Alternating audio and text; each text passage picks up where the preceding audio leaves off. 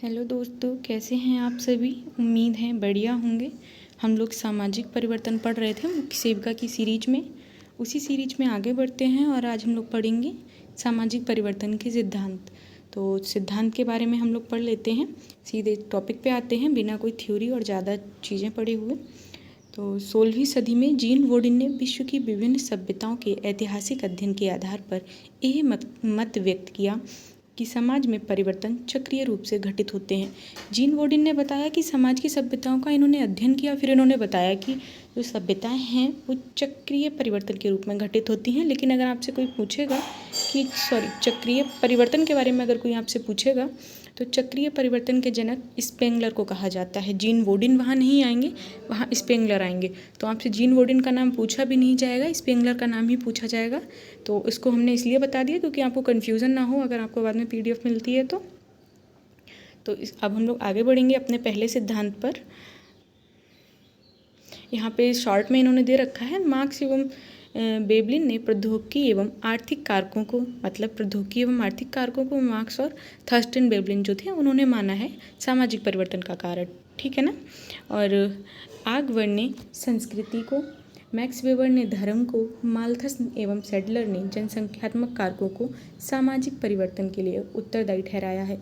आप सभी को पता होगा कि जो माल्थस हैं उनका जनसंख्या का सिद्धांत बहुत फेमस रहता है और वो माल्थस का नाम जहाँ कहीं भी आएगा समाजशास्त्र में आप आंख बंद करके जनसंख्या वाले में लगा देंगे, क्योंकि इनके ज़्यादातर सिद्धांत जनसंख्या से जुड़े हुए ही हैं। ज़्यादातर क्या, सभी सिद्धांत जनसंख्या से जुड़े हुए हैं।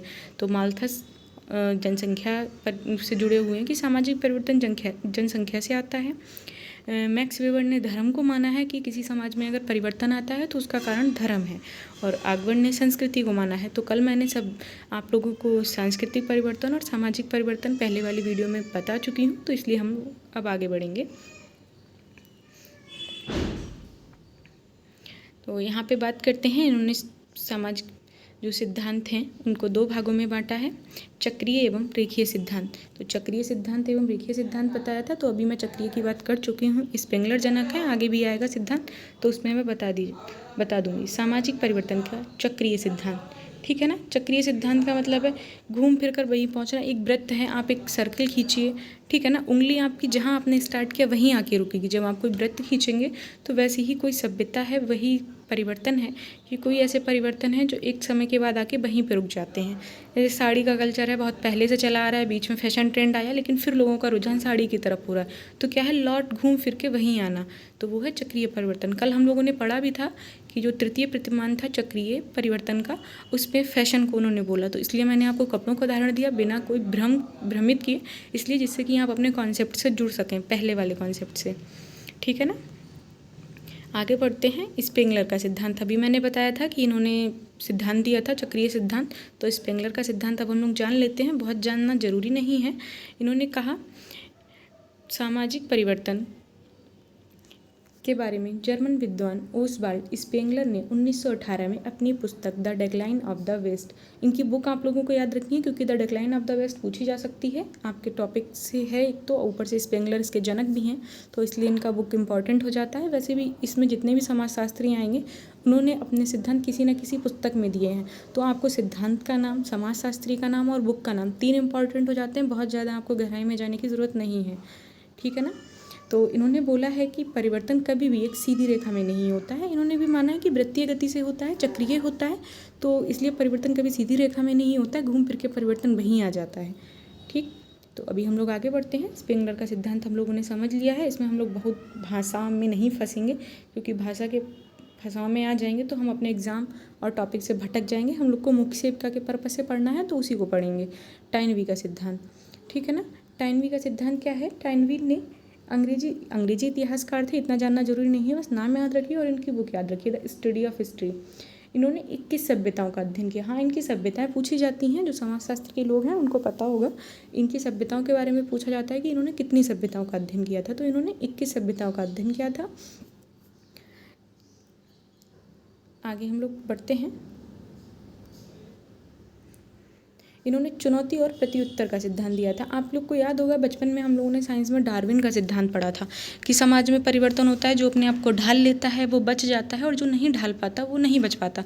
जिराफ का आप लोगों को उदाहरण याद होगा कि जिराफ की गर्दन लंबी होने की वजह ही परिवर्तन था, क्योंकि पेड़ ऊंचे ऊंचे हो गए। जब घास थी तो वो झुक के खाता था, फिर वो पेड़ों की ऊंचाई बढ़ती गई, वो अपनी जो गर्दन है उसकी लंबाई बढ़ाता गया। तो डार्विन का सिद्धांत हमने पढ़ा। वही मान लीजिए टाइनवी का सेम सिद्धांत चुनौती एवं प्रत्युत्तर का सिद्धांत समाजशास्त्र में है, जो कि सामाजिक परिवर्तन को लेके है कि समाज में परिवर्तन क्यों आया, तो चुनौती एवं प्रत्युत्तर के सिद्धांत से आया। मतलब आपको जो प्रकृति है वो चुनौती देती है, अगर आप उसके उत्तर में जिंदा रह पाते हैं या कोई रिस्पॉन्स ढूंढ लेते हैं तो आप बच जाते हैं। जैसे भी मैं कोविड का उदाहरण ले लेती हूँ, अभी कोविड बहुत ज़्यादा चला था, अगर हम लोग वैक्सीन नहीं लाते, अपने आप पे नियंत्रण नहीं करते तो शायद कोविड पूरी दुनिया को ख़त्म कर देता। तो उसी हिसाब से है कि अगर हम लोग अपने आप को सक्षम रखते हैं, परिस्थितियों के अनुसार ढालने की क्षमता रखते हैं, तो हम लोग क्या है परिवर्तन कर रहे हैं हम, क्योंकि चुनौतियों के हिसाब से अपने आप को ढालना मतलब परिवर्तन करना, तो हम लोग जीवित रह सकते हैं। वही समाज में परिवर्तन का कारण टाइनवी के अनुसार है। तो टाइनवी ने सामाजिक परिवर्तन के लिए सिद्धांत चुनौती एवं प्रत्युत्तर का सिद्धांत, इनका सिद्धांत याद रखना है आप लोगों को, टाइनवी का नाम याद रखना है और ऊपर इनकी बुक का नाम याद रखना है। ओके, अब हम लोग नेक्स्ट टॉपिक की ओर, नेक्स्ट सिद्धांत की ओर बढ़ते हैं, पेरेटो का सिद्धांत। अब पेरेटो क्या कहते हैं इनके सिद्धांत में? पेरेटो का सिद्धांत है अभिजात वर्ग का के परिभ्रमण का सिद्धांत। इनका सिद्धांत, इनकी बुक का नाम आप लोग याद रखेंगे माइंड एंड सोसाइटी, ठीक, माइंड एंड सोसाइटी बुक का नाम याद रखेंगे। बाकी पेरेटो के अभिजात वर्ग के परिभ्रमण का सिद्धांत क्या होता है उसको आप मोटी मोटी भाषा में समझ लीजिए। एक नौकर होता है, एक मालिक होता है।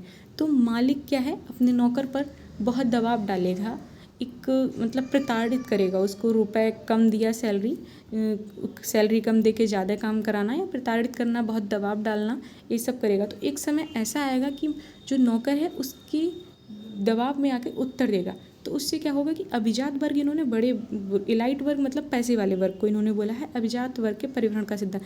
रुपया कभी किसी के पास थमके नहीं रहता, निरंतरता चली रहती है। तो कभी ना कभी एक दिन ऐसा आएगा कि वो नौकर या उसकी पीढ़ी जो होगी, जो अभिजात वर्ग के रूप में यानी कि मालिक के रूप में ऊपर पहुंचेगी और मालिक नीचे आएगा। तो इनका जो है कि ऊपर और नीचे चलता रहता है, नौकर और मालिक का जो क्रम है वो चलता रहता है। कोई एक निरंतरता नहीं है, कोई एक बंधा हुआ नहीं है कि ये हमेशा मालिक रहेंगे, ये हमेशा नौकर ही रहेगा। हो सकता हो 4 साल बाद उसकी परिस्थितियाँ बदलें, वो अपने आप को समाज में परिवर्तित कर ले, तो वो आगे भी जा सकता है, वो मालिक भी बन सकता है ना। ठीक है, अभी हम लोग पेरेटो का सिद्धांत भी समझ चुके हैं। आप लोग बुक याद रखिएगा, बस थोड़ी थ्योरी माइंड में आप लोग को इतना पढ़ाने की जगह सिर्फ मैं इसीलिए समझा दे रही हूँ कि आप लोग को मोटा मोटा समझ में आ जाए, बहुत आप लोग को गहराई में ना जाना पड़े, क्योंकि गहराई में जाएंगे तो मुख्य सेविका के हिसाब से तो नहीं, आप लोग बहुत गहराई में पहुँच जाएंगे।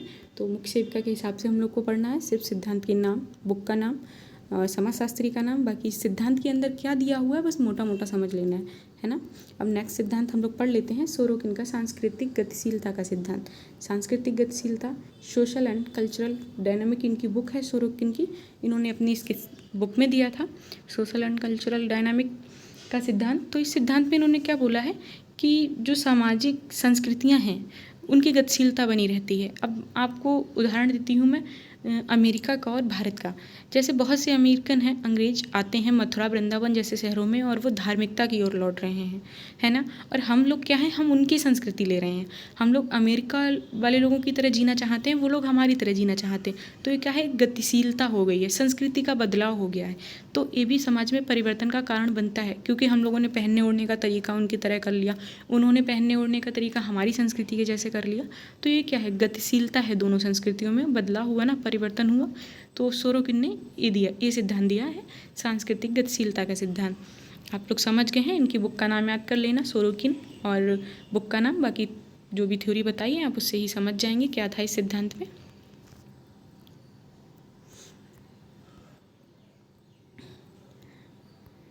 इन्होंने 3 संस्कृतियों की बात की है, हाँ वो आप लोग समझ लीजिएगा, सिर्फ संस्कृति का नाम जरूरी है, बाकी पेंडुलम का सिद्धांत मैं बता देती हूँ इनका आगे डायग्राम पे जाके, क्योंकि ये सिद्धांत रहा इनका। चेतनात्मक संस्कृति, आदर्शात्मक संस्कृति और भावनात्मक संस्कृति। इन्होंने अपने सिद्धांत में बोला था कि बहुत ज़्यादा वैज्ञानिकवाद आएगा। एक साइड होता है बहुत ज़्यादा विज्ञानवाद मतलब अमेरिका, भावनात्मक संस्कृति मतलब भारत। मैं आपको एग्जाम्पल से समझा रही हूँ, थ्योरी में नहीं घुमाना चाहती। तो चेतनात्मक संस्कृति मतलब बहुत ज़्यादा वैज्ञानिकवाद हो गया, तो वो अमेरिका को ले लेते हैं हम लोग। भावात्मक संस्कृति मतलब भारत की, क्योंकि हम लोग भावनाओं में बहते हैं, धर्म को मानते हैं, संस्कृति को मानते हैं, तो इसलिए भारत की संस्कृति को भावनात्मक संस्कृति के अंतर्गत रखेंगे। जब ये दोनों संस्कृतियाँ आपस में टकराती हैं तो एक जो पेंडुलम है दोनों कहीं ना कहीं बैलेंस बनाती है।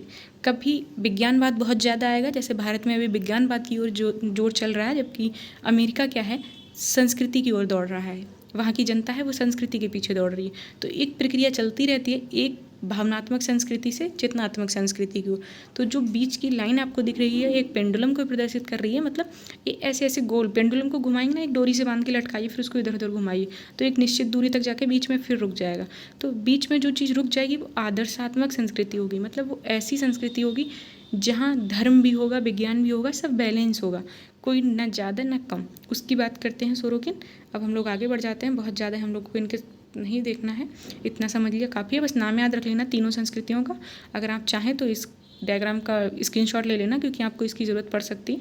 इसको पेंडुलम का सिद्धांत भी कहते हैं, तो इसलिए अगर आता है पेंडुलम का सिद्धांत सामाजिक परिवर्तन के संदर्भ में किस समाजशास्त्री ने दिया, तो आप लोग सोरोकिन उत्तर करेंगे, क्योंकि यहाँ पे आपको पेंडुलम नहीं दिखाई दे रहा है, तो आप लोग, इसलिए मैंने आपको बताया कि पेंडुलम का सिद्धांत भी बोलते हैं इनके सिद्धांत को। रेखीय सिद्धांत की बात कर लेते हैं। निर्धारणवादी हम लोग बोलते हैं कार्ल मार्क्स और थर्स्टन वेवलेन, क्योंकि इन्होंने हर चीज़ को प्रौद्योगिकी से मापा है, कंपनी, फैक्ट्री, इन सब से मापा है। तो अगर हम लोग से पूछा जाता है कि निर्धारणवादी किसे कहा जाता है, आर्थिक निर्धारणवादी, तो समाजशास्त्र में आर्थिक निर्धारणवादी में दो ही आते हैं, कार्ल मार्क्स आते हैं और वेवलेन आते हैं, ठीक है ना। तो इन लोगों ने क्या है, हर चीज़ को इन्होंने अपना वही सिद्धांत दिया है। इनके सिद्धांत को देख लेते हैं। उद्विकास एवं रेखीय सिद्धांत, इनका मतलब ये है कि उद्विकास होता है, नई फैक्ट्रियों का विकास होगा, समाज में परिवर्तन लाएगा, नए उद्योग लगेंगे, समाज में परिवर्तन आएगा। तो उन्होंने हर चीज़ का उद्विकास, जब कोई नई चीज़ उद्विकास होता है मतलब पैदा होती है, जन्म लेती है, तो उससे समाज में परिवर्तन आने लगता है। मैं एक परिवार का आपको उदाहरण इनके कॉन्सेप्ट में लेके दिखा देती हूँ। जब परिवार में एक बच्चा जन्म लेता है तो उससे क्या है, पूरे परिवार की स्थिति पर प्रभाव पड़ता है, आर्थिक स्थिति, सामाजिक स्थिति, सब पे प्रभाव पड़ता है। तो यही हमको कार्ल मार्क्स और वेवलेन ने बताया है। तो हम लोग बस इनके बारे में इतना ही जानेंगे, बहुत ज़्यादा नहीं जाना है। सिर्फ इतना याद रख लेना यहाँ पे कि इनके सिद्धांतों को निर्धारणवादी सिद्धांत कहते हैं और इनको आर्थिक निर्धारणवादी भी कहते हैं। थर्स्टन वेवलेन और कार्ल मार्क्स को आर्थिक निर्धारणवादी भी कहते हैं या प्रौद्योगिकी निर्धारणवादी भी। तो ये दो चीज़ें भी आप लोग याद रख लेना। काम्ट, अगस्त काम्टे को भी हम लोग पढ़ लेते हैं। अगस्त काम्टे तो जनक ही हैं सोशियोलॉजी के, तो इनको तो पढ़ना बनता है। काम्टे ने सामाजिक परिवर्तन का संबंध मानव के बौद्धिक विकास से जोड़ा है। अब इनको भाषा में लाके हम सिर्फ इनके पॉइंट पे आते हैं सीधे सीधे। इन्होंने 3 स्तर बताए हैं समाज में, ठीक है ना, धार्मिक स्तर, तात्विक स्तर और वैज्ञानिक स्तर। धार्मिक स्तर क्या है, मैं उस चीज़ पे बात करती हूँ। जैसे एक सोसाइटी है, वहाँ कोई व्यक्ति सुसाइड कर लेता है, ठीक है ना, कोई व्यक्ति सुसाइड कर लेता है, तो जो धार्मिक समाज होगा वो बोलेगा प्रभु की ऐसी इच्छा थी इसलिए वो मर गया, उसने खुद ऐसा नहीं किया। ये आपको पता होगा, हमारी सोसाइटी से जोड़ के मैं चल रही हूँ सारी चीज़ें, जिससे आप लोग को समझ में आए। तो धार्मिक स्तर क्या है, वो लोग सोचेंगे कि प्रभु की ऐसी इच्छा थी इसलिए वो इंसान मर गया। तात्विक में क्या बोलेंगे, नहीं, प्रभु की ऐसी इच्छा नहीं थी, ये इसके कर्म का फल है ना, इसने किया इसलिए ऐसा हुआ। वैज्ञानिक स्तर क्या है, वैज्ञानिक स्तर वो दोनों कारण खोजेगा। वैज्ञानिक स्तर खोजेगा कि असल कारण क्या है, किस वजह से उसने किया, कारण खोजेगा, फिर परिणाम देगा, तो वो वैज्ञानिक स्तर है। तात्विक स्तर बिल्कुल मानता है कि इसने खुद की वजह से की है, कोई दूसरा कारण नहीं हो सकता, खुद का कर्म है। जैसे हमारे यहाँ कुछ लोग आते हैं ना, वो एकदम बात करते हैं एक खुद के कर्मों से गया, खुद के कर्मों से गया, मतलब वो तात्विक स्तर की बात कर रहे हैं। धार्मिक स्तर की बात वो लोग करते हैं, भगवान की ऐसी मर्जी थी इसलिए ये चलेगा इस दुनिया से। वैज्ञानिक स्तर खोजेगा, कोई व्यक्ति बीमार है, कोई मनोपीड़ित है, कुछ भी है, तो वो अपनी परेशानी या कोई समाज कोई उसे प्रताड़ित कर रहा है इसलिए कर रहा है, तो वो वैज्ञानिक स्तर बोलेगा, ठीक है। मुझे उम्मीद है काम्टे का आप लोग को ये स्तर याद हो गए होंगे, और इनका सामाजिक परिवर्तन के सिद्धांत में इनके स्तर ही पूछे जाते हैं। इन काम्टे से अगर सामाजिक परिवर्तन में कोई सवाल आएगा तो इनके स्तर, धार्मिक स्तर, तात्विक स्तर और वैज्ञानिक स्तर, बाकी इनसे कुछ ज़्यादा पूछा नहीं जाता। आपको स्तर के नाम याद रखने हैं और इनको ही नोट कर लेना। अगर आप शॉर्ट नोट बना रहे हैं बहुत अच्छी बात है, बाकी तो PDF आपको एक समय के बाद मिल ही जाएगी। स्पेंसर का सिद्धांत, स्पेंसर उद्विकास की बात करते हैं समाजशास्त्र में। उद्विकास का सिद्धांत का मतलब है समाज में कुछ नया पैदा होना। प्रकृति ने समाज में बहुत कुछ दिया है, हमारा पर्यावरण देख लीजिए, सब प्रकृति की ही देन है। तो स्पेंसर क्या है, समाज में परिवर्तन प्रकृति की देन मानते हैं। उनका मतलब है कि समाज में अगर जो भी परिवर्तन आ रहा है वो प्रकृति ऐसा चाह रही है। तो स्पेंसर ने उसको माना है कि मानव कर्ता नहीं है इस दुनिया का, कर्ता प्रकृति है। तो जो भी समाज में बदलाव आएंगे वो प्रकृति के अनुसार आएंगे। ठीक है, आप लोग अब इससे आगे बढ़ते हैं हम लोग। सॉरी, बस एक मिनट।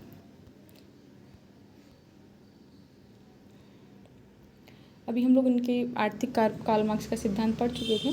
थर्स्टन वेबलन का सिद्धांत भी मैंने प्रौद्योगिकी निर्णयवाद कहा जाता है, ये भी मैंने बता दिया था। अभी थर्स्टन वेबलन आपको याद हो, अभी ऊपर मैंने बताया था। तो थर्स्टन वेबलन का आप याद रख लेंगे। प्रौद्योगिकी वो निर्णयवादी या निर्धारणवादी एक ही बात है। निर्धारणवादी भी लिखा आता है, निर्णयवादी भी आता है, आप लोग को याद रखना है। जो भी मिल जाएगा आप उसको टिक कर देंगे। ठीक है ना, थर्स्टन वेबलन का आप लोग को नाम याद रखना है। हम लोग आगे बढ़ते हैं।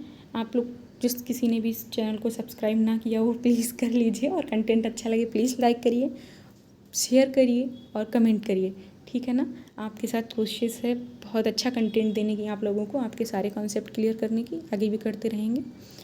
मालथस, अभी मैंने स्टार्टिंग में ही बोल दिया था कि मालथस क्यों प्रसिद्ध है। मालथस जनसंख्या के लिए प्रसिद्ध है। मालथस ने समाज में परिवर्तन का एक कारण बताया है जनसंख्या वृद्धि। उनका मानना था अगर समाज में परिवर्तन आता है तो क्या है, जनसंख्या वृद्धि की वजह से आता है। और कहीं ना कहीं अगर आप अपने समाज में आज देखेंगे तो जो बेरोजगारी की दौड़ है, जो खाने पीने के लिए दौड़ है, जो गरीबी की दौड़ है, वो एक उसका कारण, मुख्य कारण जनसंख्या ही है। तो समाज में परिवर्तन का इन्होंने कारण जनसंख्या वृद्धि माना है। और जनसंख्या से रिलेटेड आप समाजशास्त्र में जो भी टॉपिक आएगा तो उसमें जनसंख्या की बात मालथस ने ही सबसे ज़्यादा की है। तो आप लोग मालथस को ही टिक करेंगे। मैक्स वेबर की आपको ये बुक याद रखनी है। मैक्स वेबर की बुक याद रखनी, क्योंकि मैक्स वेबर भी इन्होंने अपनी the Protestant ethic and the spirit of capitalism, इन्होंने धर्म को माना है। समाज में धर्म, जैसे मुस्लिम धर्म है, हमारे यहाँ हिंदू धर्म है, तो सबकी अपनी अपनी धार्मिकता है। वो समाज में बदलाव अपने हिसाब से करता है। हिंदू चाहता है समाज में ये हो जाए, मुस्लिम चाहता है ये हो जाए, सिख चाहता कुछ और हो जाए, ईसाई कुछ और चाहता है। तो मैक्स वेबर ने समाज में परिवर्तन का जो भी कारण है उसे धर्म को माना है। उनका कहना है कि धर्म से ही समाज में परिवर्तन आता है, कोई और कारक नहीं है। तो आप लोगों को इतने सिद्धांत याद रखने हैं, और किसने किसको समाज में परिवर्तन के लिए कारक माना है वो याद रखना है। सबकी बुक्स याद रखनी है। जिस किसी ने प्लीज़ चैनल को सब्सक्राइब नहीं किया है कर लीजिए, और जिसकी अच्छा लगे तो लाइक करिए, कमेंट करिए। Thank you, take care, bye bye. मिलते हैं जल्दी नेक्स्ट वीडियो में।